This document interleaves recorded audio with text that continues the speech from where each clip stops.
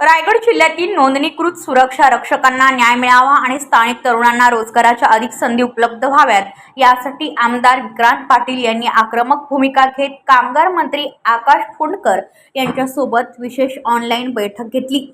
बैठकीत रायगड सुरक्षा रक्षक मंडळाच्या प्रतीक्षा यादीतील 3000हून अधिक तरुणांना 5 वर्षांपासून रोजगार मिळाला नसल्याचा मुद्दा उपस्थित करण्यात आला। तसेच रायगडमधील अनेक कंपन्या बोर्डाकडे नोंदणी न करता खासगी एजन्सीकडून सुरक्षा रक्षक घेत असल्याचेही निदर्शनास आणून देण्यात आले।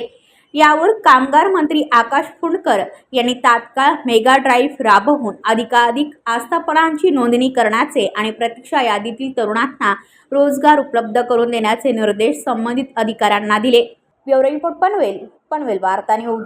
आपल्या परिसरातील बातम्या आमच्यापर्यंत पोहोचवण्यासाठी स्क्रीनवर दिलेल्या क्रमांकावर संपर्क साधू शकता। दूरध्वनी क्रमांक 8652414343।